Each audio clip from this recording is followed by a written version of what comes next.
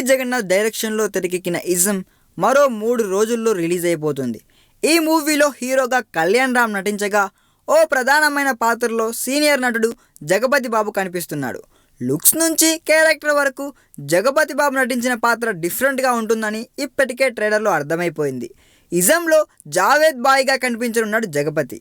October 21న release కానున్న ism మూవీకి ఇప్పుడు ప్రమోషన్స్ ఊపందుకున్నాయనే విషయం తెలిసిందే. వీటిలో భాగంగా పూరిపై తన ఎమోషన్స్ చెబుతున్నాడు జగపతి బాబు. మామూలుగానే ఎటువంటి మొహమాటం లేకుండా మాట్లాడే జగపతి బాబు పూరి విషయంలో మరింత ఓపెన్ అయిపోయాడు. నాకు జగన్ అంటే చాలా ఇష్టం. అతన్ని ఓ టెక్నీషియన్గానే కాదు, ఓ వ్యక్తిగా కూడా బోల్డ్ అంతా అభిమానిస్తా.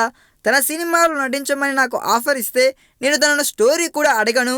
అంతగా పూరి జగన్నాథ్ నమ్ముతాను అంటున్నాడు జగపతి బాబు.